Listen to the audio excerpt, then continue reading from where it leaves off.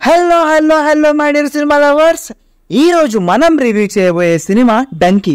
షారుఖ్ ఖాన్ హీరోగా యాక్ట్ చేసి రాజ్ కుమార్ హిరానీ గారు డైరెక్ట్ చేసిన సినిమా ఇది. ఈ ఇయర్లో ఆల్రెడీ షారుఖ్ ఖాతాలో 2,000 కోట్ల సినిమాలు ఉన్నాయి. ఇప్పుడు ముచ్చటగా 3వ సినిమాతో వచ్చేసాడు. ఇక రాజ్ కుమార్ హిరానీ సినిమాలంటే మన అందరికీ ఇష్టమే. 3 Idiots వాజ్ హిస్ బెస్ట్. ఆ ఒక్క సినిమా చాలు ఆయన జమ్ లాంటి సినిమాలు తీస్తాడని చెప్పడానికి. ఇక లేట్ చేయకుండా ఈ డంకీ సినిమా ఎలా ఉందో చూసేద్దాం. Let's start our review.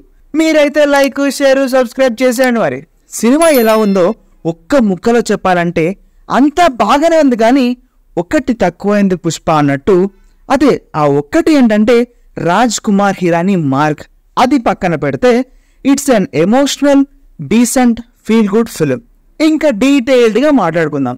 Plot విషయానికి వస్తే సింపుల్గా స్టోరీలో కోర్ పాయింట్ డాంకీ రూట్లో లండన్ వెళ్ళాలి. అదే ఇల్లీగల్గా ఇండియా నుండి లండన్ వెళ్ళడం.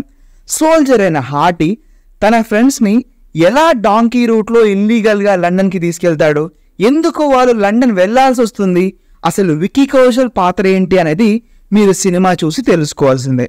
ఇక సినిమా చూడడం స్టార్ట్ చేశాక ఫస్ట్ హాఫ్ అంతా లైట్ హార్టెడ్గా కామెడీతో వెళ్తూ ఉంటుంది.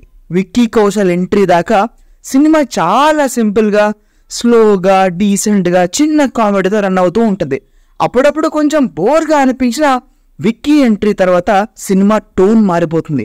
నాకైతే విక్కీ కౌశల్ వచ్చినప్పటి నుంచి ఇంటర్వెల్ దాకా సినిమాలో షారుఖ్ కంటే విక్కీ ఎక్కువ నచ్చేశాడు. He dominated everyone. ఇక టువర్డ్స్ ఇంటర్వెల్ సినిమా చాలా ఎమోషనల్ అయి ఒక పెయిన్ఫుల్ వేలో ఇంటర్వెల్ వస్తుంది. విక్కీ ఏడిపించేస్తాడు. ఇక మెయిన్ డాంకీ వేర్ రూట్ ఉన్నదే సెకండ్ హాఫ్లో. అండ్ సెకండ్ హాఫ్ విషయానికి వస్తే ఎమోషనల్గా స్టార్ట్ అవుతుంది. Taapsee and Shahrukh love story was good, కానీ మధ్యలో ఎక్కడో ఇట్ లూజెస్ సోల్ అనిపించింది. The magic was missing. Correct అవ్వట్లేదు. బాగుంది కానీ కరెక్ట్ అవ్వట్లేదు. ఆ చర్చ్ సీన్, కోర్ట్ సీన్ ఎందుకు ఆర్టిఫిషియల్గా అనిపించింది. And climax was very good. లాస్ట్కి షారుఖ్ కూడా ఏడిపించేస్తాడు. ఓవరాల్గా అక్కడక్కడ సోల్ మిస్ అయినా ఒక మంచి సినిమా చూసిన ఫీల్ అయితే ఉంటుంది.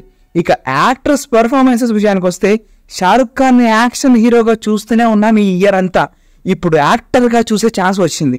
He proved that he is a brilliant actor to.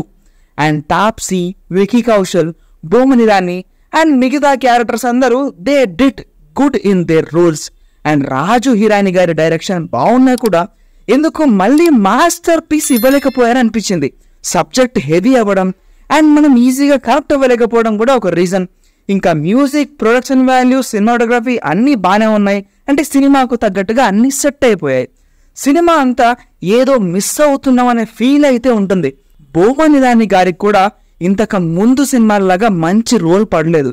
Cinema బాగాలేదనట్లేదు. It's a good, decent, emotional film, కానీ not up to Raju Hirani potential.